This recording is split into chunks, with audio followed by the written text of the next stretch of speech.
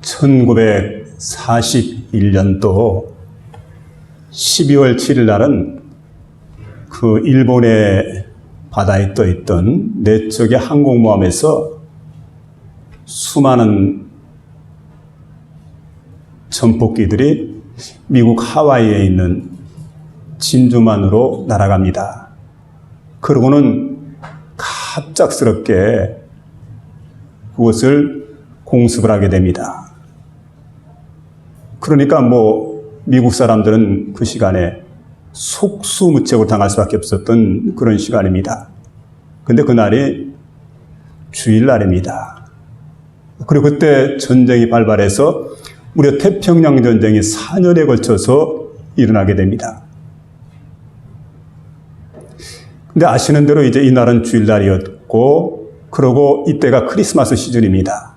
해마다 미국에서 크리스마스 시즌이 되면 많은 군인들이 휴가를 떠나게 되고 또 외출을 하게 되고, 부대에 남아있는 군인들도 마음이 들뜨기는 마찬가지입니다. 그런데 이렇게 무방비 상태에 있었던 그러한 진주만에 일본 군인에게 포격을 가해서 결국은 큰 전투가 벌어지게 되었고, 여러분 아신 대로 1950년 6월달 마지막 주일은 무더위가 기승을 부렸던, 그리고 사람들이 굉장히 나태해질 수 있는 그런 시간들입니다. 느슨해지는 시간들. 그리고 그때 이제 우리나라에도 군인들이 많은 휴가를 떠났고 외출, 외박을 떠나게 되고 그런 때입니다. 그리고 군인들이 전혀 준비가 안 돼 있던 방심해 있었고 설마 했던 그런 시간에 여러분 북쪽에 있는 북한군들이 소련제 탱크를 앞세웠고 1950년 6월 25일 새벽 4시에 기습 남침을 강행하게 됩니다. 우리는 속수무책으로 당합니다. 사흘 만에 서울이 점령이 되었습니다. 우리가 사는 세상도 똑같은 것 같아요.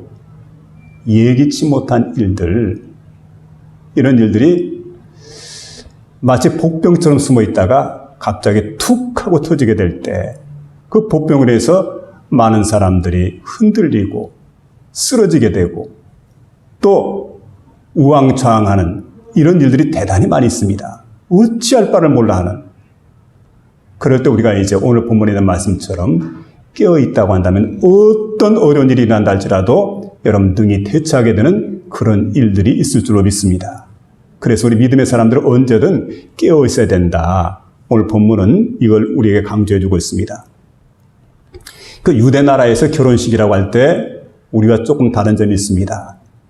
그들은 결혼식 하게 될 때 저녁에 해가 지고 난 다음에 하늘에 별이 비치기 시작하는 밤중에 결혼식을 하는 그런 풍습이 있습니다.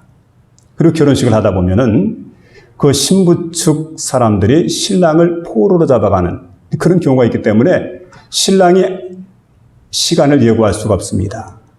자칫 잘못하면 포로가 되기 때문에. 그래서 신랑은 절대 시간을 갖다 공개하지 않고 밤중에 갑자기 신부의 집에 나타나서 신부를 데려가서 신랑 집에서 결혼식을 하게 되는 그런 일이 있게 되는데, 오늘 우리 예수님께서는 이 혼인잔치의 비유를 들어서 재림에 관한 말씀을 들려주고 있습니다. 예수님 다시 오신다. 예수님 재림하시게 된다. 근데 다시 오시고 재림하시게 될 때 바로 혼인잔치와 같다. 이렇게 말씀해 주고 계시는 겁니다.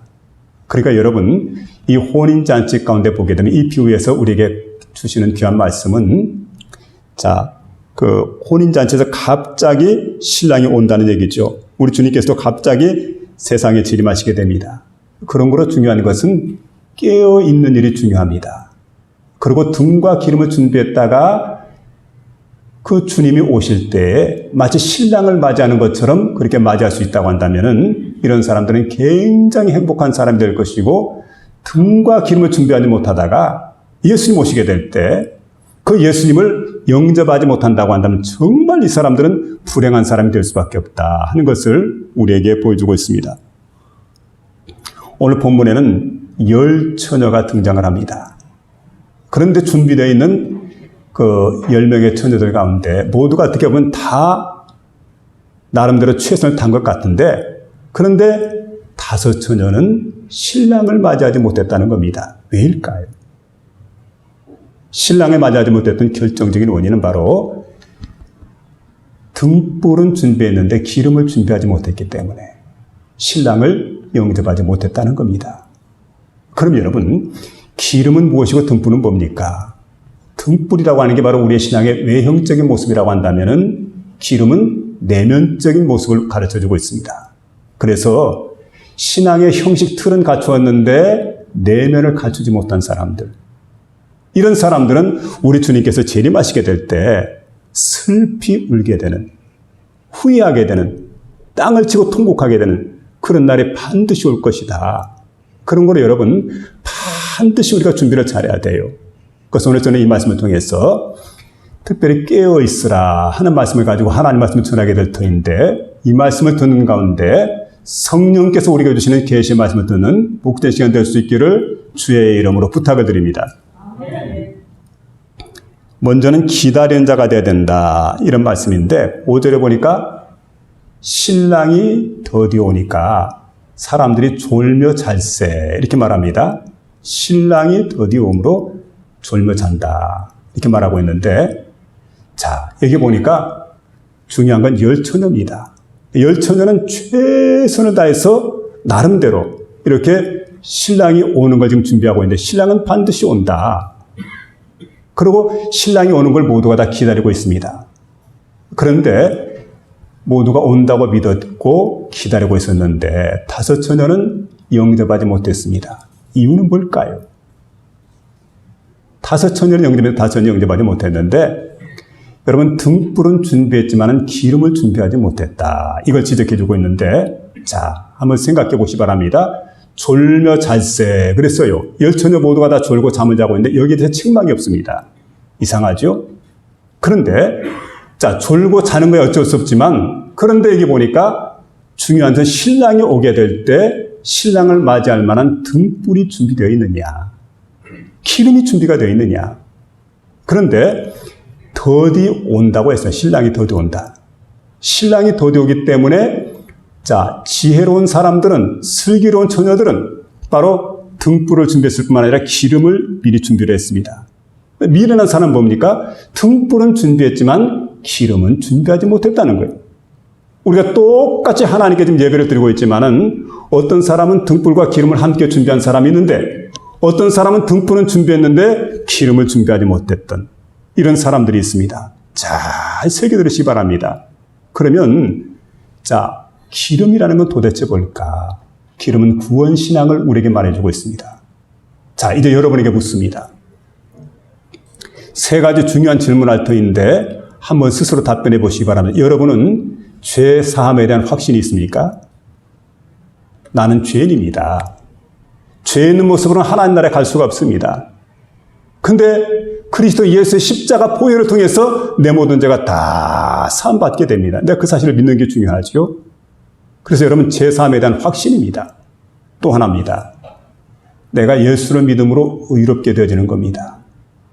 인간의 행위를 가지고 하나님 나라 가는 게 아니고, 인간의 행위를 가지고 깨끗해지는 게 아니고, 거룩해지는 게 아니고, 난 뭐 악한 일도 이만큼 했지만 선한 일은 더 많이 했으니까 충분히 천국에 들어갈까? 여러분, 그런 얘기가 아니에요. 절대 그렇게 천국에 갈 수가 없어요. 그럼 뭡니까? 믿음으로 의롭게 되는 겁니다. 내가 하나님의 아들이신 그리스도 예수를 믿고 나는 의롭다함을 얻게 되었다. 칭의 그러죠. 내가 의롭다함을 얻게 되었다는 것. 여러분, 그 사실을 믿습니까? 또 하나입니다. 우리가 본질상 진노의 자녀였고 하나님과 우리 사이가 관계가 화목한 관계가 아닙니다. 하나님과 우리의 관계가 원수의 관계였다는 거죠. 그런데 그리스도 예수께서 오셔서 화목한 관계로 우리를 만들어 주셨습니다. 여러분, 이 사실을 믿습니까? 이걸 믿는 마음이 너무 중요하죠. 이걸 가르쳐서 여러분 구원신앙을 가졌다 이렇게 말할 수가 있을 겁니다. 이 사실 3가지가 믿어진다면 우리는 구원신앙을 가졌어요. 근데 여기 보니까 구원신앙을 가졌는데 어떤 처녀들이 말하죠. 우리는 지금 기름이 부족하니까 너희들 거 좀 빌려달라. 그랬더니 이 사람들이 이 처녀들이 말합니다. 우리가 만일에 너희들이 기름을 빌려준다고 한다면은 우리도 기름이 모자라서 신랑을 맞이하러 갈 수가 없다. 그러니까 너희들에게 빌려줄 수가 없다. 무슨 얘기입니까? 구원신앙은 개개인의 것이라는 거예요. 제가 전도를 하다 보니까 재미있는 말씀을 하시는 분들이 있습니다. 우리 동네 어르신들이 하는 얘기가 난 뭐 교회 나가지 않아도 내 마누라가 예수를 잘 믿으니까 걱정할 게 없다고. 걱정할 게 없다고. 아, 왜 걱정할 게 없어요? 아, 우리 마누라 치마 자락만 붙들고서 나 천국 갈 텐데 그 뭐가 걱정이냐고. 여러분, 천국은 그렇게 가는 게 아닙니다. 개개인의 믿음이에요. 내 믿음. 다시 한번 믿음을 점검해 보시기 바랍니다. 내가 정말 구원받을 만한 믿음이 있는가? 하나님 나라에 들어갈 만한 준비가 되어져 있는가? 이걸 준비하지 않고 교회에 나왔습니다. 열심히 교회 다니니까 직분을 줬어요. 직분 받고 나니까 충성도 잘합니다. 봉사도 잘합니다. 헌신도 잘합니다. 근데 여러분 뭐가 부족합니까? 구원받을 만한 신앙이 없는 것. 이게 문제예요. 그러니까 마지막 날이 되면 슬피 울며 이를 가는, 아니 나는 이렇게 충성했는데 하나님, 내가 이 교회에서 얼마나 봉사를 많이 했는데요. 내가 귀한 직분 받아가지고 빠지지 않고 예배 시간도 안 빠지고. 근데 정말 중요한 건 뭘까요? 구원의 신앙이다. 구원의 신앙. 그래서 중요한 건 우리가 얼마나 지금 등불만 아니라 기름을 준비하고 있느냐. 이걸 오늘 본문은 우리에게 말씀해 주고 있습니다.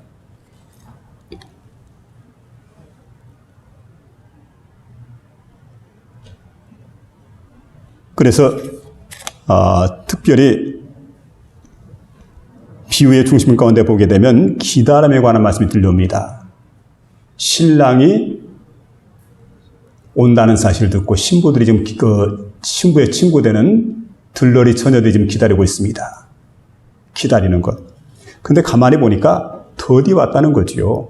바로 올 줄 알았는데 더디 왔다. 자, 그래서 여러분 이제 그 당시 사람들이 생각을 합니다. 혹시 안 오는 건 아니에요. 이렇게 생각할지 모르겠지만 그러나 더디 왔지만 신랑은 온 거지요. 근데 오늘날 많은 사람들이 생각을 합니다. 그때처럼 예수님이 좀 더디 오시는 것 같아요. 오신다고 해서 금방 왔으면 좋을 터인데 오신다 해놓고 2000년이 지났는데도 아직까지 오지 않았습니다.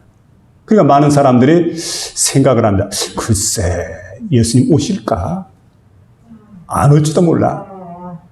그래서 어떤 사람들은 예수님이 오시는 것에 대해서 생각하지 않기로, 관심을 갖지 않기로 그렇게 결정해버리는 사람들이 있어요. 근데 여러분, 예수님의 오심은 틀림없다는 거예요. 재림에 대해서 성경은 우리에게 분명히 말씀해주고 있습니다. 주께서 호령과 천사장의 소리와 하나님의 나팔 소리로 친히 하늘로부터 강림하시리니 그리스도 안에서 죽은 자들이 먼저 일어나고 그 후에 우리 살아남은 자들도 그들과 함께 공중으로 끌어올려 그곳에서 주님을 영접하게 되는 그런 복된 역사가 나타납니다. 반드시 이런 일이 일어나요. 그래서 여러분 아시는 대로 우리 주님에 대한 예언은 다 이루어졌는데 한 가지 남은 게 있습니다. 재림만 남아있어요. 우리 주님의 탄생입니다. 우리가 사도신경에 고백하지 않습니까? 성령으로 잉태되어 동정녀 마리아에게서 나시고 주님의 죽으심입니다. 본디오 빌라도의 고난을 받아 십자가에 못 박혀 죽으시고 주님의 승천입니다. 하늘에 오르셔 전능하신 하나님 우편하여 계시다가 주님의 재림입니다. 거기로부터 살아있는 자와 죽은 자를 심판하러 오시리라. 주님의 부활 안에 있으면 주님의 부활도 이루어졌죠. 장사된 지 사흘 만에 죽은 자 가운데서 다시 살아나셔서 다 이루어졌는데 마지막 하나입니다. 여러분 재림에 관한 말씀은 성경은 우리에게 분명히 들려주고 있습니다. 주께서 호령과 천사장의 소리와 하나님의 나팔로 친히 하늘로부터 강림하시리니 그리스도 안에서 죽은 자들이 먼저 일어나고 그 후에 우리 살아남은 자들도 그들과 함께 구름 속으로 끌어올려 공중에서 주를 영접하게 하시리니 그리하여 우리가 항상 주와 함께 있으리라. 그러므로 이 여러말로 서로 위로하라. 이렇게 우리에게 말씀해 주고 있습니다. 여러분, 주님께서 오신다고 했기 때문에 반드시 오신다는 사실을 믿으며 살아갈 수 있는 저와 여러분 되시길 바랍니다.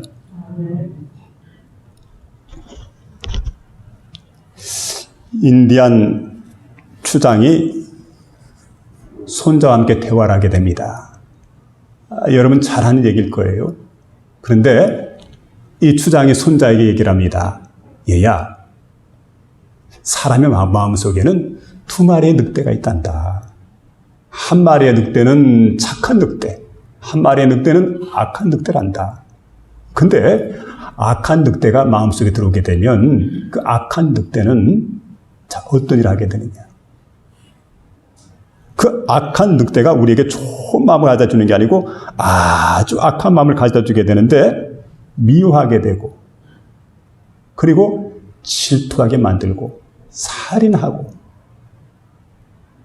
거짓말하고 뭐 이게 바로 이제 악한 늑대인데 착한 늑대는 어떤 늑대냐. 착한 늑대가 오게 되면 우리 마음이 참 착해지게 되는데 그 착한 늑대는 사랑하게 만들고 화평하게 만들고 인내하게 만들고 용서하게 만들고 오류하게 만드는 그런 착한 늑대가 있단다. 할아버지, 그럼 할아버지 마음속에도 두 마리 늑대가 있겠네요. 그야 물론 두 마리 늑대가 있지. 아이들의 관심은 단순합니다. 그러면 그 두 마리 늑대가 싸우면 어떤 늑대가 이기나요? 냉랭한 질문했어요. 이때 할아버지가 대답합니다. 그야 물론 할아버지가 먹이를 많이 주는 늑대가 이기지. 그래서 할아버지가 착한 늑대에게 먹이를 많이 주면 착한 늑대가 이기고 악한 늑대에게 먹이를 많이 주면 악한 늑대가 이긴단다. 여러분, 우리 마음속에도 그런 것 같아요. 두 마리의 늑대가 있어요. 하나는 뭘까요?